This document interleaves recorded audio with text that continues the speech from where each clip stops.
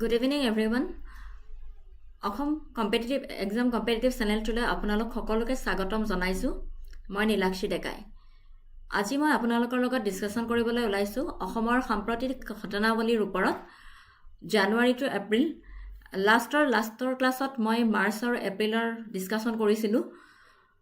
আজি মই ভাবিলোঁ 4টা মাহৰ কাৰেণ্ট এফেয়াৰ্ছখিনি একেলগ কৰি আনিওঁ। So, Kaushal Connect app, National Textile Minister Conference held in Guwahati, Scheme for Udasin Focus, Khanikar Stadium, Babu Asoni, New Amrit Bharat Express, এইখিনিৰ ওপৰত আমি ডিছকাশ্যন কৰিম।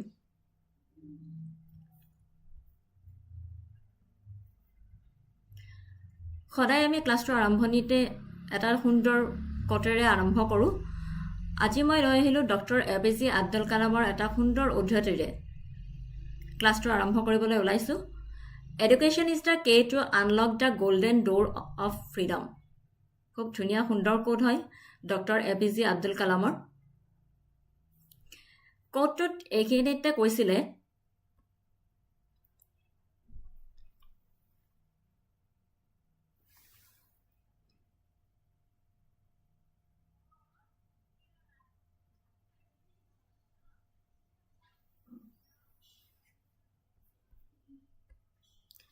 তেওঁৰ বাবে শিক্ষাই আছিল অনগ্ৰসৰতাৰ শিকলি ভাঙি ব্যক্তি আৰু জাতি উভয়কে উজ্জ্বল মুক্ত ভৱিষ্যতলৈ আগুৱাই নিয়াৰ চূড়ান্ত অস্ত্ৰ। এই উদ্ধৃতিটোত এইখিনিকে বুজাবলৈকে বিচাৰিছে যে education is the K two unlock the golden ডোৰ of freedom. এতিয়া গৈছোঁ টপিকলৈ। প্ৰথম টপিকটো হৈছে কৌশল connect, a digital bridge for skilled workforce and sustainable livelihoods. Kaushal Connect is a digital platform launched in 2026 to bridge the gap between skilled workers and citizens through a transparent government-backed interface. While the term Kaushal Connect is used by different state initiatives, the most recent digital deployment in 2026 refers to the Kaushal Connect app ecosystem managed by the Assam State Rural Livelihood Mission. Introduction. Kaushal Connect app to কি হয় সেই বিষয়ে আমি অলপ জানো আহক।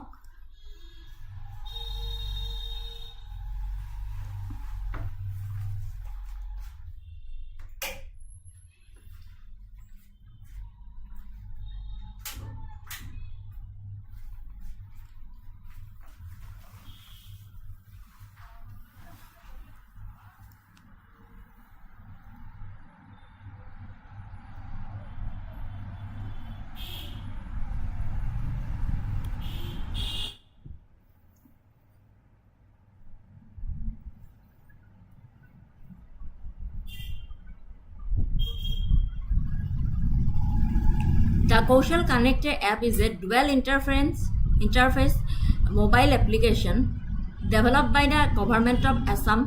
It serves as a specialized marketplace for gig workers who have been trained under government skill development programs like DDU JKY, Din Dayal Upadhyaya Gramin Kaushalya Yojana. Assam চৰকাৰৰ পঞ্চায়ত আৰু গ্ৰামোন্নয়ন বিভাগৰ অধীনত অসম ৰাজ্যিক গ্ৰাম্য জীৱিকা অভিযান আৰম্ভ কৰা এক ডিজিটেল প্লেটফৰ্ম হৈছে কৌশল কানেক্ট। কৌশল কানেক্টটো কি হয় বুলি কৈছে, অসম চৰকাৰৰ পঞ্চায়ত আৰু গ্ৰামোন্নয়ন বিভাগৰ অধীনত অসম ৰাজ্যিক গ্ৰাম্য জীৱিকা অভিযানৰ দ্বাৰা আৰম্ভ কৰা এক ডিজিটেল প্লেটফৰ্ম হৈছে কৌশল কানেক্ট। মূলতঃ ই অসমৰ নাগৰিকক দৈনন্দিন প্ৰয়োজনৰ বাবে দক্ষ স্থানীয় সেৱা প্ৰদানকাৰীৰ সৈতে সংযোগ কৰিবলৈ সেতু হিচাপে কাম কৰে। ইয়াৰ মূল উদ্দেশ্য হৈছে এই এপটো দুটা মূল সমস্যা সমাধানৰ বাবে তৈয়াৰ কৰা হৈছিল, যেনে নাগৰিকৰ বাবে আৰু এটা হৈছে শ্ৰমিকসকলৰ বাবে।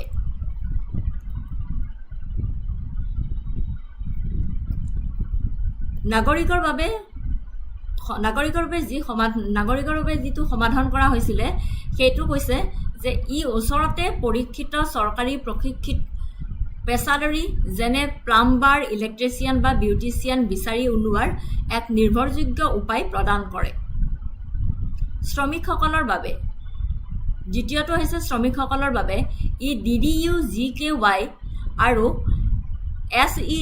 SETIৰ দৰে চৰকাৰী কাৰ্যসূচীৰ অধীনত প্ৰশিক্ষণপ্ৰাপ্ত যুৱক-যুৱতীসকলৰ বাবে এটা গিগ ৱৰ্ক প্লেটফৰ্ম প্ৰদান কৰে, যিয়ে তেওঁলোকক কৰ্মসংস্থাপন বিচাৰি উলিওৱাত সহায় কৰে আৰু স্থানীয় গ্ৰাম্য অৰ্থনীতিক উন্নতকৰণ কৰে।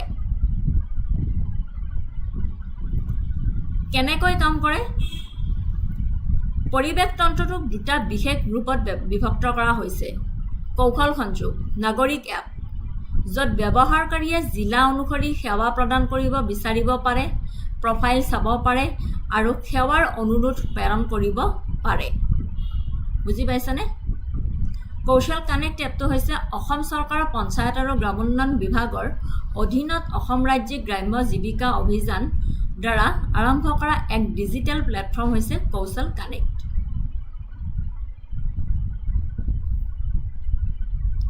Inauguration and status 2026. While initial version of the concept existing earlier, the fully integrated 2026 version of the app saw significant updates and wider rollout in the first quarter of 2026. Update and inauguration period. Early 2026, with major app store updates and government devices occurring in March/April 2026. Jurisdiction, primarily the state of Assam under the Panchayat and Rural Development. Objective is employment generation, access to service, digital empowerment, economic upliftment. Significance, quality assurance, rural connectivity.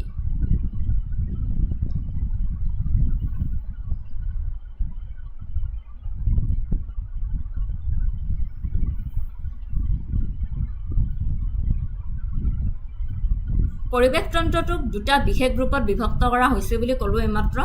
ইহঁতে কেনেকৈ কাম কৰে? কৌশল সংযোগ, নাগৰিক app, য'ত ব্যৱহাৰকাৰীয়ে জিলা অনুসৰি সেৱা কৰিব বিচাৰিব পাৰে, প্ৰফাইল চাব পাৰে আৰু সেৱাৰ অনুৰোধ প্ৰেৰণ কৰিব পাৰে। কৌশল সংযোগ অংশীদাৰ, শ্ৰমিক এপ, য'ত প্ৰশিক্ষিত পেছাদাৰীসকলে ওচৰৰ বাসিন্দাসকলৰ পৰা সেৱাৰ অনুৰোধ গ্ৰহণ বা পৰিচালনা কৰিব পাৰে।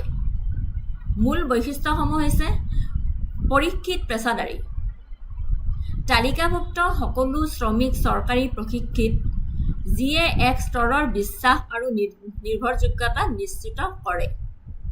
কমিছন মুক্ত, প্লেটফৰ্মটো চৰকাৰী পদক্ষেপ আৰু সংযোগৰ বাবে ব্যৱহাৰকাৰী বা শ্ৰমিকৰ পৰা মাচুল লোৱা নহয়। প্ৰত্যক্ষ যোগাযোগ, এবাৰ অনুৰোধ গ্ৰহণ কৰিলে এপটোৱে নাগৰিক আৰু শ্ৰমিকৰ মাজত প্ৰত্যক্ষ যোগাযোগৰ সুবিধা প্ৰদান কৰে বুলি কৈছে।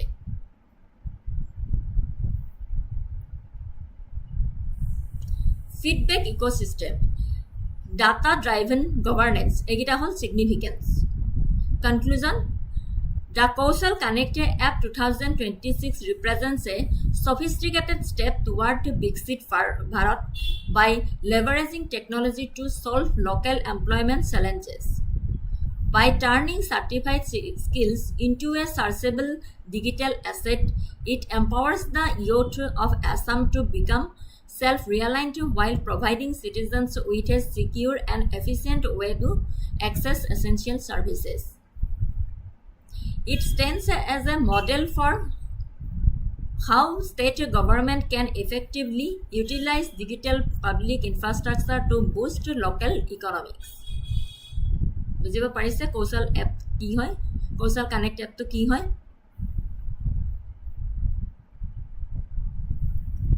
কেনেকৈ কাম কৰে? কৌশল সংযোগ নাগৰিক এপ আৰু কৌশল সংযোগ অংশীদাৰ শ্ৰমিক এপ হিচাপে।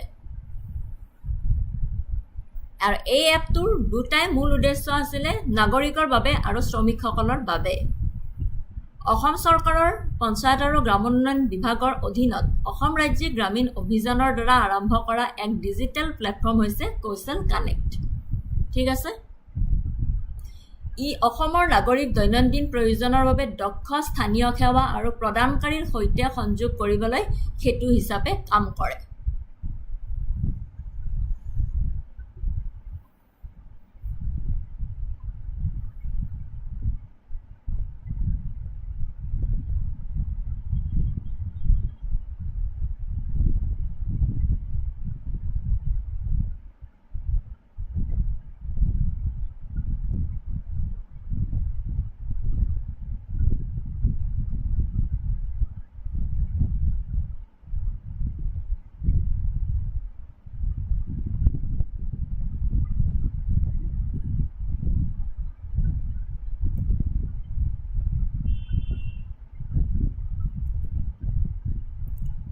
Kaushal Connector ওপৰত এটা MCQ আনিছিলো।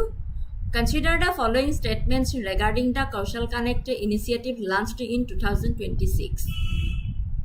It is a digital platform managed by the Assam State Rural Livelihood Mission.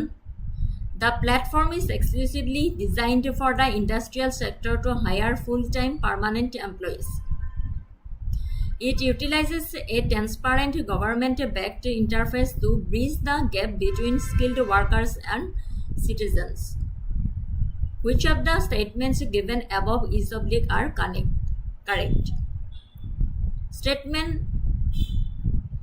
1 and 2 to শুদ্ধ হয়, statement 2 and 3 to শুদ্ধ হয়, statement 1 and 3 to শুদ্ধ হয়, statement 1 to 3 গোটেইকেইটাই শুদ্ধ হয়। So, পলম নকৰি correct answer to চাও আহক। Option C 1 and 3 only. Option C 1 and 3 only correct. Statement 2 is incorrect because the platform focuses on providing independent gig work opportunities and services to both rural and urban citizens, not just full-time industrial hiring. আৰু এটা question আনিছিলো। With reference to the objectives of the Kaushal Connect app, identify the correct statements. The app aims to integrate rural workers into the digital economy through OTP-based authentication. It serves as a trusted directory of skilled labor only for urban populations, excluding rural service access. It promotes self-employment as a viable career path specifically for government-certified candidates.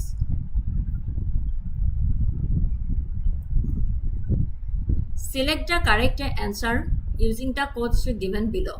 Statement 1 to শুদ্ধ হয় নে 1 and 3 to শুদ্ধ হয় নে 2 and 3 to শুদ্ধ হয় নে 1 to 3 গোটেইকেইটা statement correct হয়। Option B 1 and 3 to correct হয়। Statement 2 is incorrect because the platform specifically aims to bring digital convenience to rural areas, often overlooked by private aggregators, ensuring access for both rural and urban citizens. ঠিক আছে? Moving to the next topic, National Textile Ministers Conference held in Guwahati. The National Textile Minister Conference 2026 was a landmark event held in Guwahati, Assam on January 8-9, 2026. January 8-9 তাৰিখে National Textile Minister Conference খন গুৱাহাটীত অনুষ্ঠিত হৈছিল। Organized by the Ministry of Textiles in collaboration with the Government of Assam. The conference served as a high-level platform for center-state coordination to propel India's textile industry onto the global stage. Introduction. The conference was held under the theme India's Textiles, Weaving Growth, Heritage and Innovation. Total market size is reach $350 billion, exports achieve $100 billion in textile exports. Theme was India's Textile, Weaving Growth, Heritage and Innovation.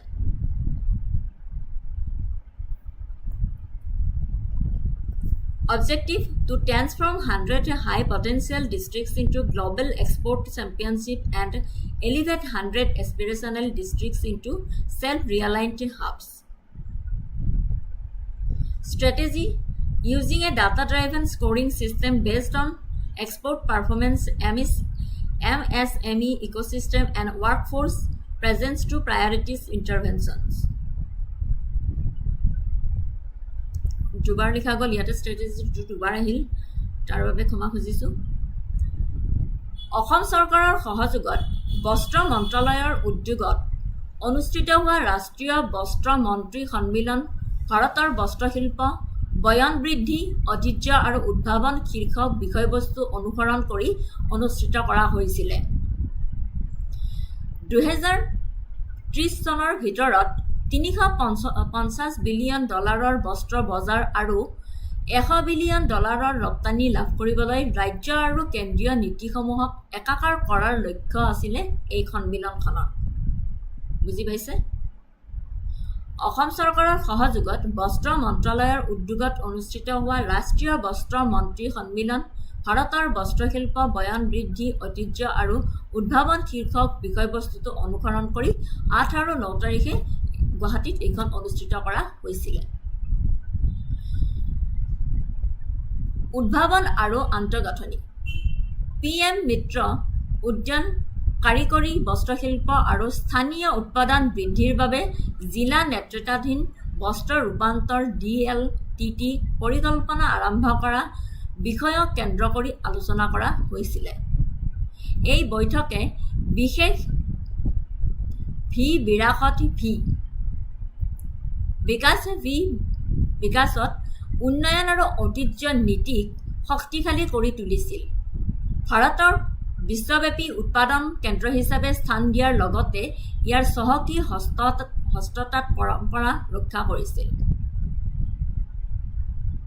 এইখিনি আছিল এই টপিকটোৰ মূল বস্তু যে অসম চৰকাৰৰ সহযোগত বস্ত্ৰ মন্ত্ৰালয়ৰ উদ্যোগত অনুষ্ঠিত হোৱা ৰাষ্ট্ৰীয় বস্ত্ৰ মন্ত্ৰী সন্মিলন ভাৰতৰ বস্ত্ৰশিল্প বয়ন বৃদ্ধি ঐতিহ্য আৰু উদ্ভাৱন শীৰ্ষক বিষয়বস্তু অনুসৰণ কৰি অনুষ্ঠিত কৰা হৈছিল 2030 চনৰ ভিতৰতে $350 বিলিয়ন বস্ত্ৰ বজাৰ আৰু $100 বিলিয়ন ৰপ্তানি লাভ কৰিবলৈ ৰাজ্য আৰু কেন্দ্ৰীয় নীতিসমূহক একাকাৰ কৰাৰ লক্ষ্য আছিল এই সন্মিলনখনৰ উদ্ভাৱন আৰু আন্তঃগাঁথনি PM মিত্ৰ উদ্যান কাৰিকৰী বস্ত্ৰশিল্প আৰু স্থানীয় উৎপাদন বৃদ্ধিৰ বাবে জিলা নেতৃত্বাধীন বস্ত্ৰ ৰূপান্তৰ DLTT পৰিকল্পনাই আৰম্ভ কৰা বিষয়ক কেন্দ্ৰ কৰি আলোচনা কৰা হৈছিল ঠিক আছে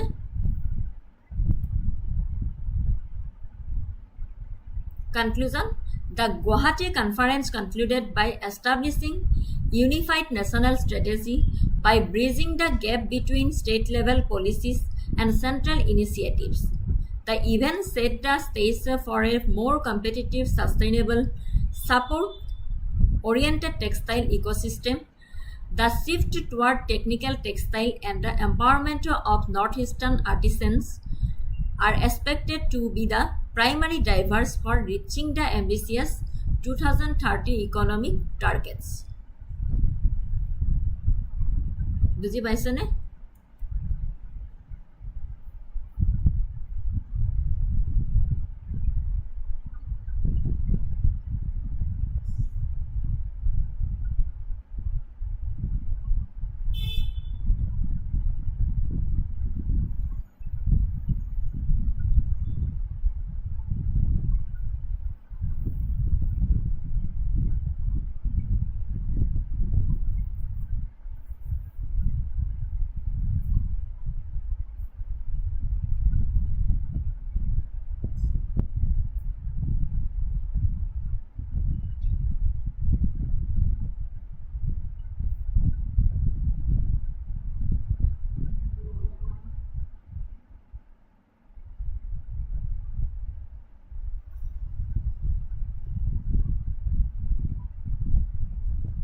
Consider the following statements regarding the National Textile Ministers Conference 2026.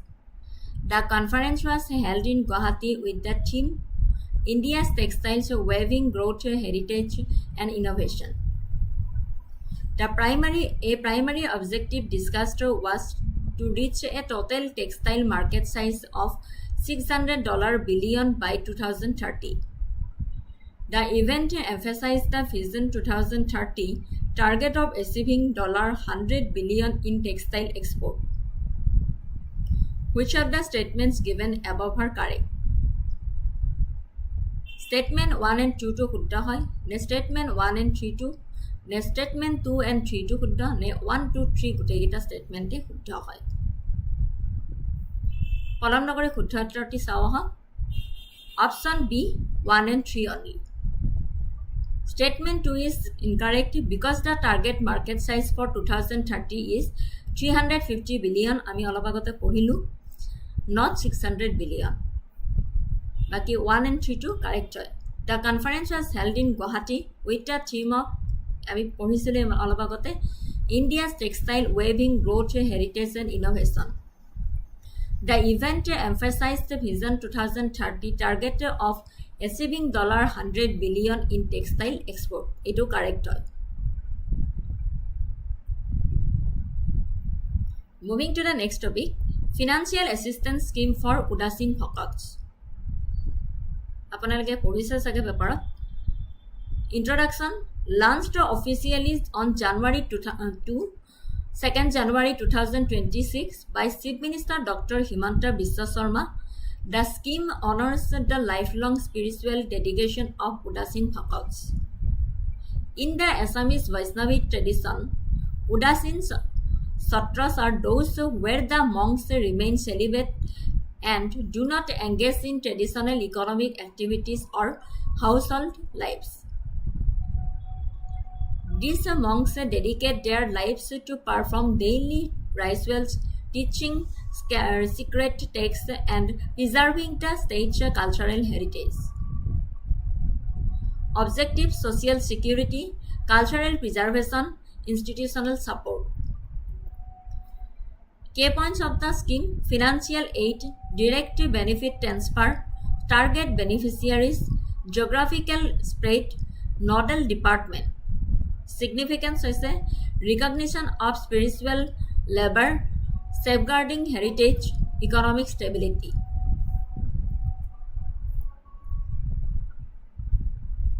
Conclusion: the financial assistance scheme for Udasin Bhakats is more than just a monetary grant. It is a gesture of devotion from the state toward its spiritual guardians. By integrating these monks into the social welfare framework, the government of Assam aims to preserve the unique identity of the Satras while ensuring that those who have renounced the wood to serve cultural do not live in hardship. ঠিক আছে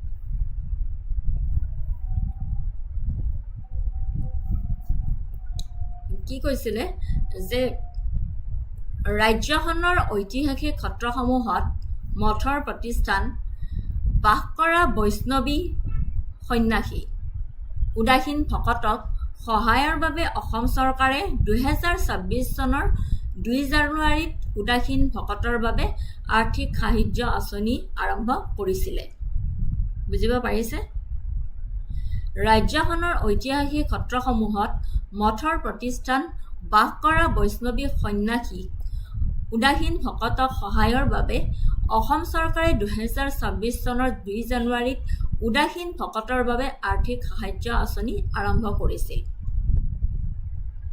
মাহেকীয়া stipend হিতাধিকাৰীসকলক প্ৰত্যক্ষ সুবিধা স্থানান্তৰ ডিবিটিৰ জৰিয়তে direct বেনিফিটৰ জৰিয়তে প্ৰতি মাহে 1,500 টকা লাভ কৰে 1,500 টকা লাভ কৰে লক্ষ্য গোট বিশেষভাৱে স্বীকৃতিপ্ৰাপ্ত সত্ৰৰ 620 জন সন্ন্যাসীক লক্ষ্য কৰি যিসকলে আধ্যাত্মিক সেৱাৰ বাবে নিজৰ জীৱন উৎসৰ্গা কৰিছে প্ৰায়ে পৰম্পৰাগত আয়ৰ উৎসৰ অভাৱ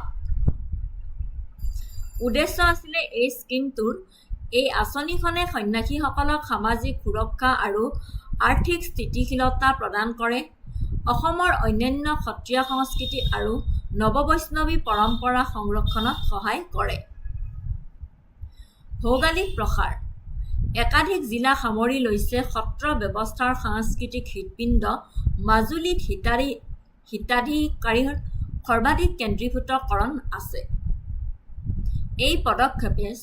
চৰকাৰৰ এই পদক্ষেপে তেওঁলোকৰ আধ্যাত্মিক আৰু সাংস্কৃতিক সংৰক্ষণৰ প্ৰতি আজীৱন প্ৰতিশ্ৰুতিক সন্মান জনোৱাৰ লগতে তেওঁলোকে মৰ্যাদাৰে জীয়াই থকাটো নিশ্চিতকৰণ কৰে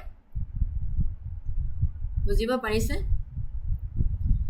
উদাসীন ভকত স্কিমটোৰ উদ্দেশ্য আছিলে যে এই আঁচনিখনে সন্ন্যাসীসকলক সামাজিক সুৰক্ষা আৰু আৰ্থিক স্থিতিশীলতা প্ৰদান কৰে অসমৰ অন্যান্য সত্ৰীয়া সংস্কৃতি আৰু নৱবৈষ্ণৱী পৰম্পৰা সংৰক্ষণত সহায় কৰে এইটো আছিল মূল উদ্দেশ্য ৰাজ্যখনৰ ঐতিহাসিক সত্ৰসমূহত বাস কৰা বৈষ্ণৱী সন্ন্যাসী উদাসীন ভকত বুলি যাক কোৱা হয় তেওঁলোকক সহায়ৰ উদ্দেশ্যে অসম চৰকাৰে 2026 চনৰ 2 জানুৱাৰীত উদাসীন ভকতৰ বাবে আৰ্থিক সাহায্য আঁচনি এখন আৰম্ভ কৰিছিলে আৰু এই যিটো চৰকাৰে পদক্ষেপ লৈছে সেই পদক্ষেপে তেওঁলোকৰ আধ্যাত্মিক সাংস্কৃতিক সংৰক্ষণৰ প্ৰতি আজীৱন প্ৰতিশ্ৰুতিক সন্মান জনোৱাৰ লগতে তেওঁলোকে মৰ্যাদাৰে জীয়াই থকাটো নিশ্চিতকৰণ কৰে ঠিক আছে এতিয়া আহিছো কোৱেশ্চনলৈ Consider the following statements regarding the financial assistance schemes for Udasin Phokats. Statement 1 at Khudise that the scheme was launched to provide social security to celibate monks residing in the Satras of Assam. Statement 2 Khudise under the scheme each eligible beneficiary receives a monthly stipend of 2,500. The funds are disbursed through the direct benefit transfer mode to ensure transparency. Which of the statements given above is are correct? Statement 1 and 2 to Huddha hoy. Statement 1 and 3 to Huddha hoy. Statement 2 and 3 Huddha. 1 to 3 Gita statement correct hoy. Option B 1 and 3 only.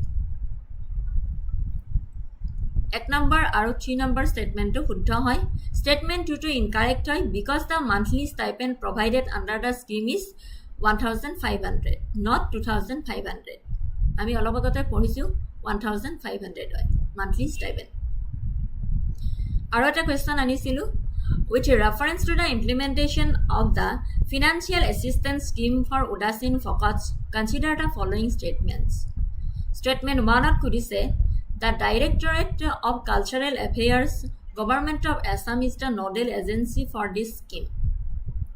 As per the initial rollout, the district of Majuli has the highest number of beneficiaries. The scheme is only applicable to monks belonging to the yes, hoy 1,500 hoy. My explanation di disu not 2,500. The scheme is only applicable to monks belonging to the Grihasthi householder Satras. Which of the statements given above is are correct? 1 number statement to Huddha hoy, ne 2 and 3 to Huddha hoy, ne 1 and 2 to, ne 1 to 3 gute gita statement correct hoy. Option C 1 and 2 Huddha. Statement 3 is incorrect because the scheme is significantly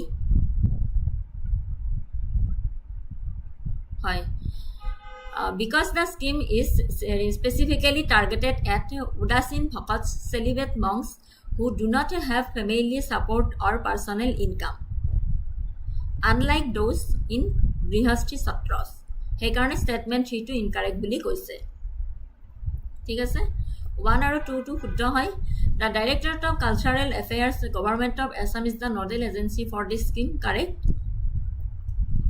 As per the initial rollout the district of Majuli has the highest number of beneficiaries ঠিক আছে 1 and 2 টো শুদ্ধ 3 টো incorrect Moving to the next topic Khanikar Stadium inauguration The inauguration of the Khanikar Stadium, officially the multidisciplinary sport complex at Khanikar in Dibrugarh, marks a transformative era for sports in Northeast India. Inaugurated in its first phase on January 30, 2026 by Union Home Minister Amrit Bharat. Detto monot rakhibo, porikhat khudibo pare. It has emerged as one of the largest and most modern sporting facilities in the region. Introduction The Khanikar Stadium is a premier multi-purpose sport project located in Dibrugarh, Assam. Originally conceptualized in 2018 under the leadership of then CM Sarbananda Sonowal, the project was fast-tracked by the current state government. Spanning over 104 bighas, 104 bighas of land, it is designed to serve as a world-class hub for various disciplines, shifting the focus of major sporting infrastructure from Guwahati to Upper Assam. Inauguration date January 30, 2026. Total cost $233 crore for the complete project. Phase 1 utilized roughly $210 crore. Seating capacity kiman 5,000 spectators. Phase 1 5,000 spectators. Final goal 35,000 spectators. Internal standard football turf. Olympic size swimming pool. Synthetics athletics track. Indoor stadium for badminton, table tennis and combat sports. Hostels for athletes, dedicated blocks for expert coaches, physiotherapists and nutritionists. Objectives is a grassroots development, decentralization of sports, comprehensive support, significant regional hub, economic impact, youth empowerment. Ekon is the Khanikar Stadium, Dibrugarh.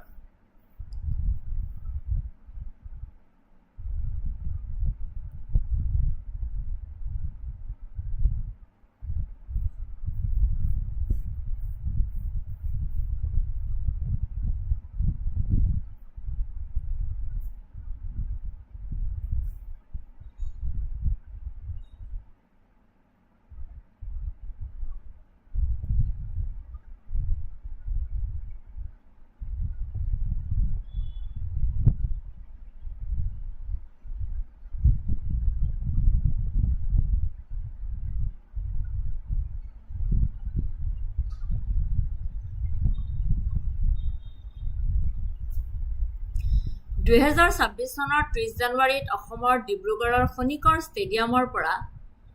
ষ্টেডিয়ামৰ প্ৰথম পৰ্যায়ত আনুষ্ঠানিকভাৱে উদ্বোধন কৰে কেন্দ্ৰীয় গৃহমন্ত্ৰী অমিত শ্বাহে 104 বিঘা মাটিত বিস্তৃত আৰু প্ৰায় 233 কোটি টকা ব্যয়েৰে নিৰ্মাণ কৰা এইখন অসমৰ সৰ্ববৃহৎ বহু ক্ৰীড়া ক্ষেত্ৰত পৰিণত হৈছে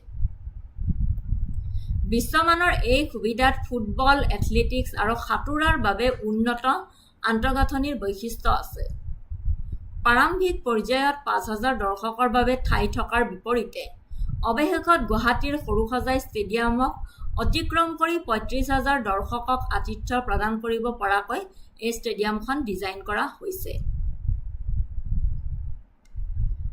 এই প্ৰকল্পই উচ্চ অসমৰ বাবে এক উল্লেখযোগ্য মাইলৰ খুঁটি স্বৰূপ হৈ পৰিছে স্থানীয় খেলুৱৈসকলৰ আন্তঃৰাষ্ট্ৰীয় মানদণ্ডৰ প্ৰশিক্ষণ ক্ষেত্ৰ প্ৰদান কৰি অঞ্চলটোৰ ক্ৰীড়া সাংস্কৃতিক উন্নত কৰি তুলিছে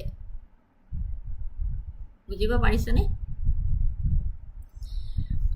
2026 চনৰ 30 জানুৱাৰীত অসমৰ ডিব্ৰুগড়ৰ খনিকৰ ষ্টেডিয়ামৰ প্ৰথম পৰ্যায়ত আনুষ্ঠানিকভাৱে উদ্বোধন কৰে কেন্দ্ৰীয় গৃহমন্ত্ৰী অমিত শ্বাহে 104 বিঘা মাটিত বিস্তৃত আৰু প্ৰায় 233 কোটি টকা ব্যয়েৰে নিৰ্মাণ কৰা এইখন অসমৰ সৰ্ববৃহৎ বহু ক্ৰীড়াক্ষেত্ৰত পৰিণত হৈছে।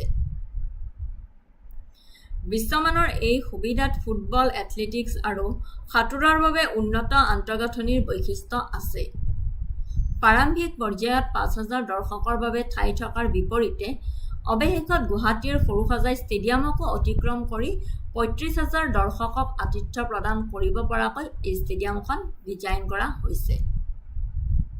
ঠিক আছে, কুৱেশ্যনলৈ আহিলোঁ এতিয়া। Consider the following statements regarding the Khanikar Stadium. It is officially known as the multidisciplinary sports complex at Khanikar. The stadium was inaugurated in its first phase by Union Home Minister Amrit Bharat in January 2026. It is located in the Jorhat district of Upper Assam. Which of the statements given above is correct?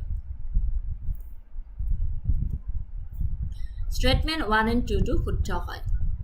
Statement 1 and 2 are correct. Statement 3 is incorrect because the stadium is located in the Dibrugarh district, not Jorhat. Moving to the next topic, PM Modi's visit to Assam. On January 17, 2026, Prime Minister Narendra Modi visited Assam to perform the Bhumi Pujan for the Kaziranga elevated corridor project. Important হয়, Kaziranga elevated corridor project important হয়। This infrastructure initiative is designed to resolve a decades-old conflict between human transport needs and wildlife conservation in one of the world's most sensitive ecological zones. Project overview. The project is a strategic intervention on National Highway 715, formerly NH37, which runs along the southern boundary of the Kaziranga National Park. Total investment rupees 6,950 crore. Total length roughly 90 km from Kaliabor to Numuligarh. Elevated section, a dedicated 35 km elevated wildlife corridor. Expansion, the existing 2-lane highway will be widened to 4 lanes, including a 21 km bypass section. The why wildlife preservation. Kaziranga, a UNESCO World Heritage Site and home to the world's largest population of one-horned rhinoceros, along with tigers and elephants. The flood migration crisis, reducing roadkills, strategic and economic impact, reduced travel time, regional connectivity, tourism boost, a model for sustainable development. The project is being hailed as a landmark in green infrastructure. It follows guidelines from the Wildlife Institute of India to ensure that the pillars and height of the road do not disrupt the traditional paths of large mammals like elephants. Kaziranga is not just a national park, it is the soul of Assam. Protecting its wildlife is a responsibility towards Assam's future. PM Narendra Modi during the ceremony. তেখেতে কৈছিলে।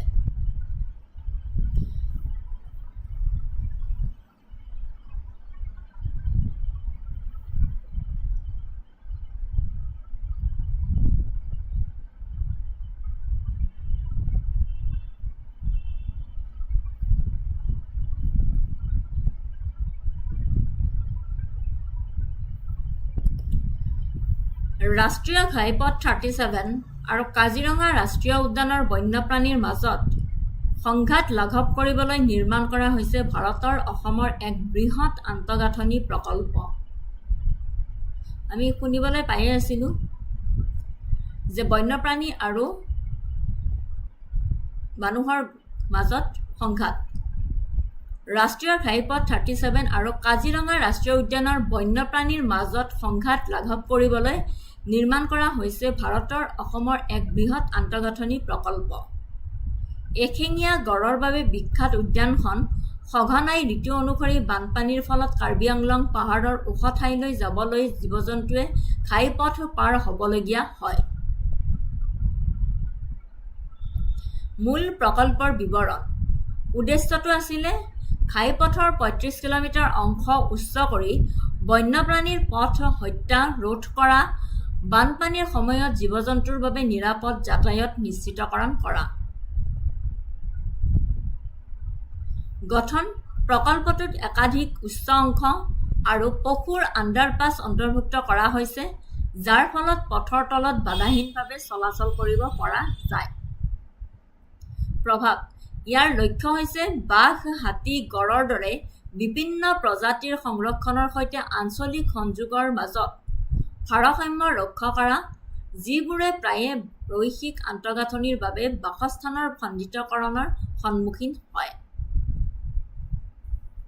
মূলতঃ ক'বলৈ গ'লে ৰাষ্ট্ৰীয় ঘাইপথ 37 আৰু কাজিৰঙা ৰাষ্ট্ৰীয় উদ্যানৰ বন্যপ্ৰাণীৰ মাজত সংঘাত লাঘৱ কৰিবলৈ নিৰ্মাণ কৰা হৈছে এই আন্তঃগাঁথনি প্ৰকল্পটো। এশিঙীয়া গড়ৰ বাবে বিখ্যাত উদ্যানখন সঘনাই ঋতু অনুসৰি বানপানীৰ ফলত কাৰ্বি আংলং পাহাৰৰ ওখ ঠাইলৈ যাবলৈ জীৱ-জন্তুৱে ঘাইপথ পাৰ হ'বলগীয়া হয়। সেই উদ্দেশ্যৰে এই আন্তঃগাঁথনি প্ৰকল্পটো নিৰ্মাণ কৰা হৈছিলে। ঠিক আছে, আকৌ আহিলোঁ কুৱেশ্যনৰ মাজলৈ। Consider the following statements regarding the Kaziranga elevated corridor project. The project is being constructed on National Highway 715, formerly NH 37. The total length of the project is approximately 35 km, which is entirely elevated from Kaliabor to Numuligarh. The project aims to facilitate the seasonal migration of animals from the park to the Karbi Anglong's hills during the monsoon. Which of the statements given above is oblique are correct? So, পলম নকৰি correct answer to চাওঁ। Option C, 1 and 3 only. Statement 2 is incorrect because while the total project length is approximately 90 km, only a dedicated 35 km section is elevated. সেইকাৰণে কৈছে statement 2 টো incorrect হয়। আৰু এটা question আনিছিলোঁ। Which of the following problems does the Kaziranga Elevated Corridor project specifically address? Habitat fragmentation caused by the Brahmaputra river floods. Statement 2 is a high frequency of animal vehicle collision on the existing two-lane highway. Jenny flow disruption between the low-lying grasslands and the southern hills, reducing the travel time between upper and lower Assam by nearly 3 hours. Select the correct answer using the code given below.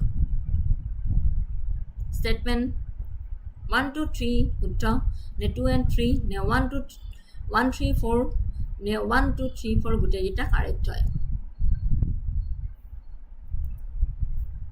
Statement A to শুদ্ধ, 1 to 3 only.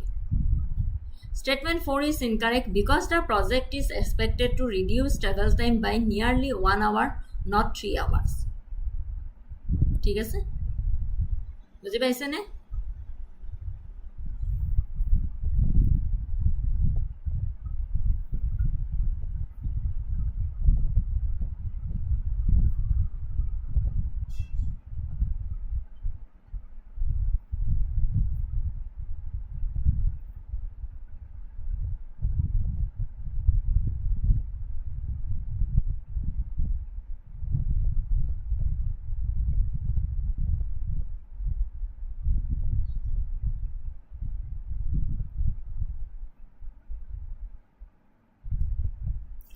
Launch of new Amrit Bharat Express trains in Assam. On January 18, 2026, Prime Minister Narendra Modi flagged off 2 new Amrit Bharat Express trains from Kaliabor, Assam. These services, the Guwahati Kamakya, Rohtak, and Dibrugarh Lucknow Gomti Nagar, represent a massive leap in integrating the Astalakshmi Northeast with the rest of India. Designed as the common man's train, the Amrit Bharat Express focuses on speed, safety, and affordability for non-AC travel, strengthening strategic corridors. These routes are not just about transport, they are about bridging the gap between the frontier region and the political and industrial heartlands of northern India. Kamakya Guwahati Rohtak reach spans 6 states: Assam, West Bengal, Bihar, Uttar Pradesh, Delhi, and Haryana. Impact connects the spiritual hub of Kamakya directly to the educational and industrial zones of Rohtak and Delhi NCR. It facilitates easier movement for students and workers who previously relied on expensive or infrequent services. Dibrugarh Lucknow Gomti Nagar reach connects Upper Assam, the tea city, within the capital of Uttar Pradesh. Impact: this 1,755 km route links a strategic border region and major tourist landmarks like Kaziranga National Park with the cultural and economic centers of Ajodhya and Lucknow.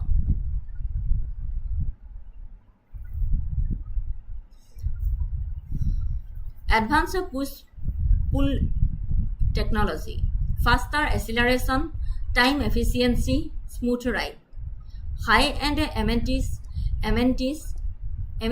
for non-AC passengers, safety first, modern interiors, passenger info, socio-economic impact, affordability, tourism and trade, labor mobility. K-train statistics at a glance: max operating speed 130 km per hour, coach configuration 22 coaches, 12 sleepers, 8 general, 2 guard and luggage. Technology: push-pull with WAP-5 or WAP-7 locomotives.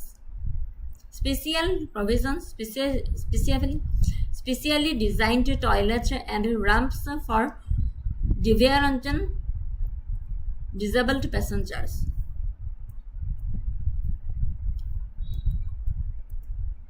These trains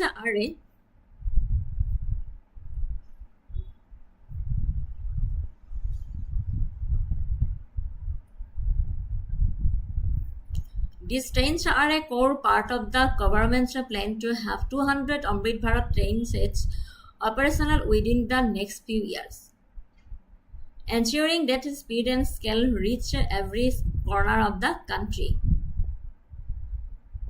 শেহতীয়াকৈ প্ৰধানমন্ত্ৰী নৰেন্দ্ৰ মোদীয়ে নতুন অমৃত Bharat express সেৱাৰ flag off কৰি অসমৰ rail network সম্প্ৰসাৰণ কৰি উত্তৰ পূৰ্বাঞ্চল আৰু ভাৰতৰ বাকী অংশৰ সংযোগ যথেষ্ট বৃদ্ধি কৰিছে। বুজি পাইছেনে? শেহতীয়াকৈ প্ৰধানমন্ত্ৰী নৰেন্দ্ৰ মোদীয়ে নতুন অমৃত ভাৰত এক্সপ্ৰেছ সেৱাৰ ফ্লেগ অফ কৰি অসমৰ ৰেল নেটৱৰ্ক সম্প্ৰসাৰণ কৰি উত্তৰ পূৰ্বাঞ্চল আৰু ভাৰতৰ বাকী অংশৰ সংযোগ যথেষ্ট বৃদ্ধি কৰিছে। উন্মোচনৰ মূল বিৱৰণসমূহ হ'ল: নতুন পথ, প্ৰধান পথসমূহৰ ভিতৰত ডিব্ৰুগড় গোমতী নগৰ, লক্ষ্ণৌ আৰু কামাখ্যা ৰোহতক সেৱাৰ লগতে কামাখ্যা আৰু চাল্লাবল্লী হায়দৰাবাদৰ মাজত সাপ্তাহিক সংযোগ আছে। ব্যয়সাধ্যতা: সাধাৰণ মানুহৰ বাবে ডিজাইন কৰা এই নন এচি স্লিপাৰ ট্ৰেইনসমূহৰ দাম প্ৰতি 1000 কিলোমিটাৰত প্ৰায় 500 গতিশীল মূল্য নিৰ্ধাৰণ এৰাই চলি। আধুনিক বৈশিষ্ট্যসমূহ হৈছে: ৰেলসমূহত দ্ৰুততৰণৰ বাবে 2টা ইঞ্জিনৰ সৈতে পুছ-পুল প্ৰযুক্তি ব্যৱহাৰ কৰা হৈছে আৰু ইয়াত মোবাইল চাৰ্জাৰ ভাঁজ কৰিব পৰা নেক টেবুল আৰু উন্নত সুৰক্ষা ব্যৱস্থাৰে সজ্জিত 22টা ডবা অন্তৰ্ভুক্ত কৰা হৈছে। প্ৰভাৱ এই সেৱাসমূহে ছাত্ৰ আৰু প্ৰব্ৰজিত শ্ৰমিকসকলৰ বাবে গতিশীলতা বৃদ্ধি কৰাৰ লগতে সমগ্ৰ 7 ভগ্নী ৰাজ্যসমূহত পৰ্যটন আৰু বাণিজ্যক প্ৰসাৰিত কৰে।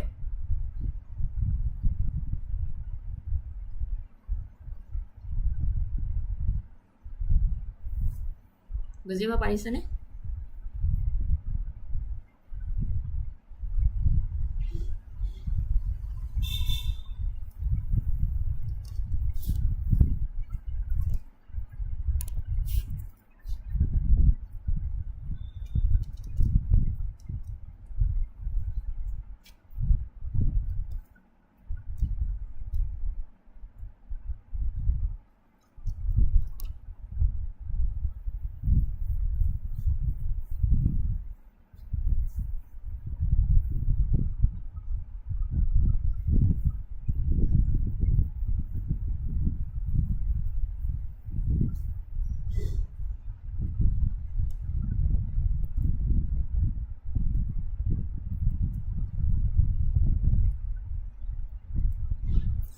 আকৌ আহিলো কুৱেশ্যনৰ মাজলৈ। Consider the following statements regarding the recently launched Amrit Bharat Express train.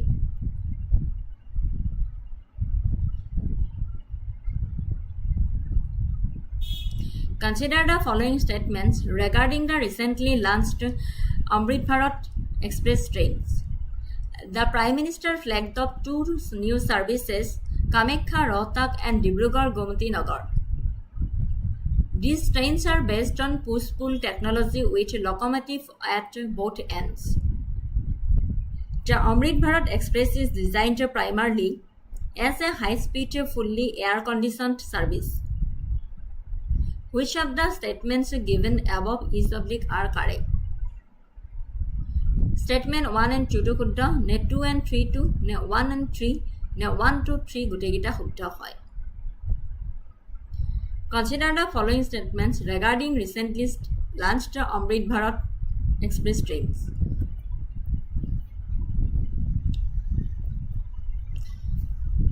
Statement A to শুদ্ধ, 1 and 2 only. Statement 3 is incorrect because the Amrit Bharat Express is specifically designed as a non-AC service to provide high-end amenities to the general public at affordable rates. ঠিক আছে? আৰু এটা question আনিছিলো, with reference to the Kamekhya, Guwahati, Rohtak, Amrit Bharat Express, consider the following. It strengthens rail connectivity between the northeast and northern India. The route passes through the states of West Bengal, Bihar and Uttar Pradesh. It is equipped with the Kavach train collision avoidance system. Which of the statements given above are correct? 1, 2, statement 1 and 2, ne 2 and 3, ne 1 and 3, ne 1, 2, 3 গোটেইকেইটা statement শুদ্ধ হয়। Statement D 1, 2 and 3 গোটেইকেইটা statement শুদ্ধ হয়।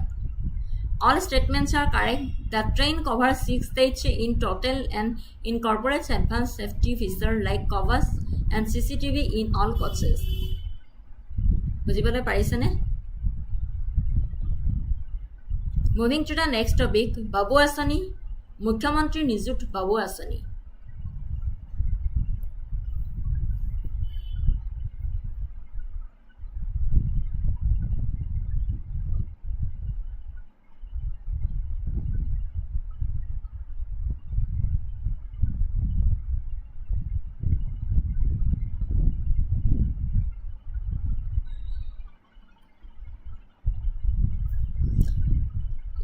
Introduction. Government of Assam launched Mukhyamantri Nijut Babu Asoni, popularly called Babu Asoni, as a welfare and scholarship scheme for male students pursuing higher education in Assam. Nijut Mainar dore etu Babu Asoni. Same hoy. Etu Babu Asoni to lorar karone hoy, Nijut Maina to swalir karone asile. Manat porisane Nijut Maina? The scheme was introduced as a counterpart to the Nijut Maina Asoni scheme meant for girl students. The main aim of the scheme is to provide financial assistance to economically weaker male students so that they can continue higher studies without dropping out because of financial problems. Launch date.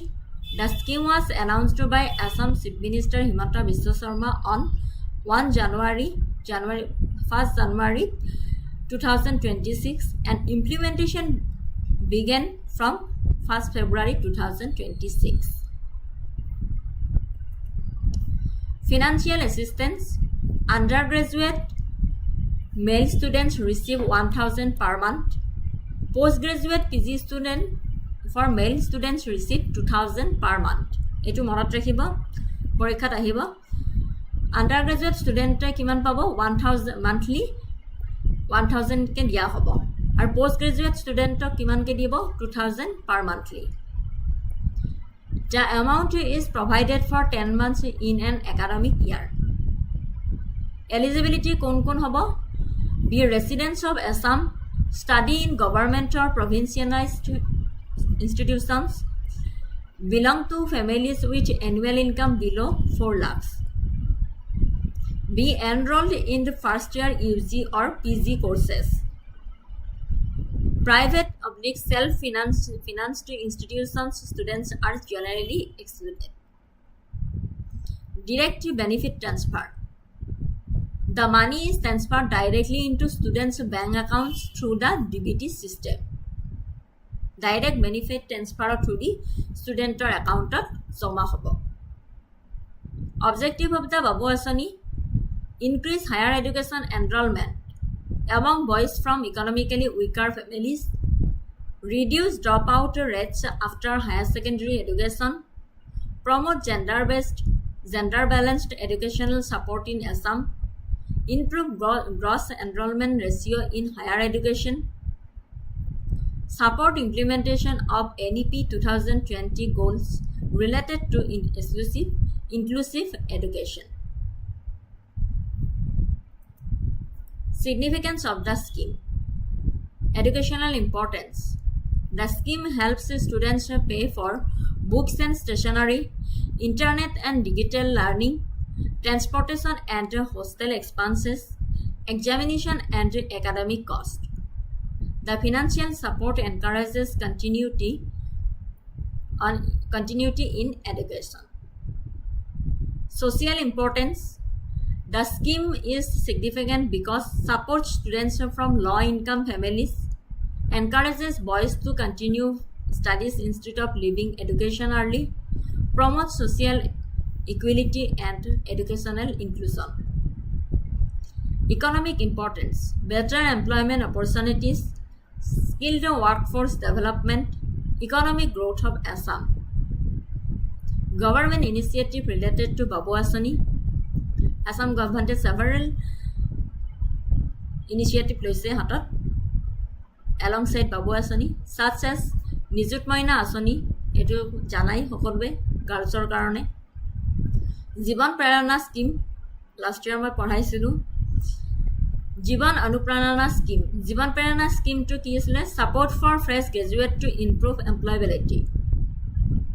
Jiban Anuprana scheme to research and academic assistance for scholars and researchers. These schemes collectively aim to strengthen education, skill development and youth empowerment in Assam. More current affairs class board sabo moi anisilu Jiban Prerana scheme ki hoy, Jiban Anuprana scheme ki hoy loi ahisilu last year.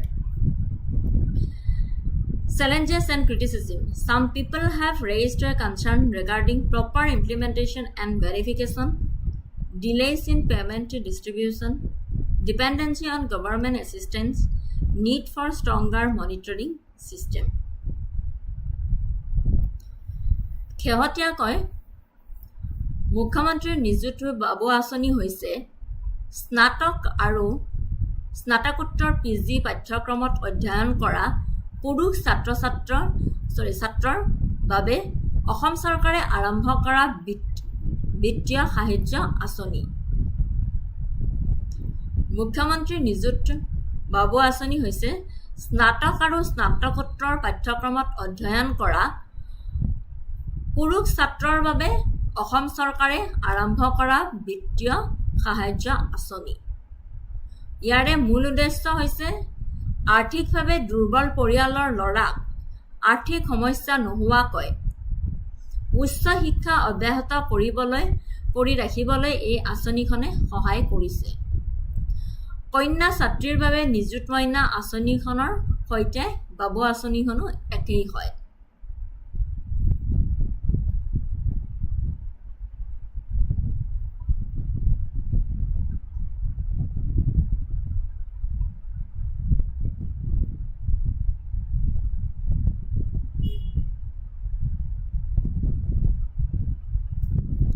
অলপ আগতে ক'লোৱে UG ছাত্ৰ ছাত্ৰী under graduate ছাত্ৰ ছাত্ৰীৰ প্ৰতিমাহে 1000 টকাকৈ আৰু পিজি পোষ্ট গ্ৰেজুৱেট ছাত্ৰ 2000 টকাকৈ দিয়া হ'ব।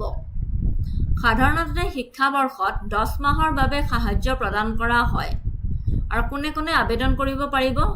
অসম চৰকাৰী বা প্ৰাদেশিকৃত মহাবিদ্যালয় আৰু বিশ্ববিদ্যালয়ত অধ্যয়ন কৰা ছাত্ৰই। 2026 চনত অসমৰ মুখ্যমন্ত্ৰী হিমন্ত বিশ্ব শৰ্মাই এই ঘোষণা কৰিছিল এই আঁচনিখন। Students from eligible income groups and educational institutions.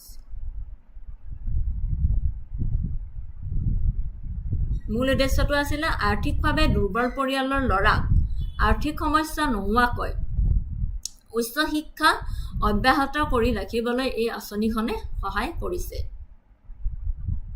ঠিক আছে।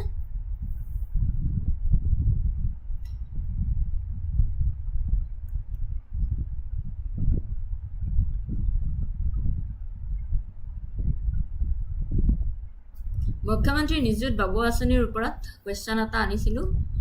Consider the following statements regarding the মুখ্যমন্ত্ৰী নিযুত বাবু আঁচনি scheme. It is a welfare scheme launched by the government of Assam. The scheme provides financial assistance to male students pursuing higher education. The scheme is exclusively meant for students studying outside Assam. Which of the statements given above is oblique are correct? 1 and 2 only, ne 2 and 3, ne 1 only, ne 1. Good. তিনিটা স্টেটমেন্টে শুদ্ধ হয়। Answer হৈছে option A 1 and 2 only. It is a welfare scheme launched by the government of Assam. Correct.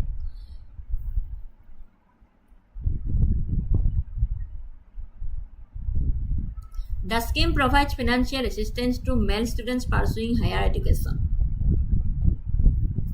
1 and 2 শুদ্ধ হয়।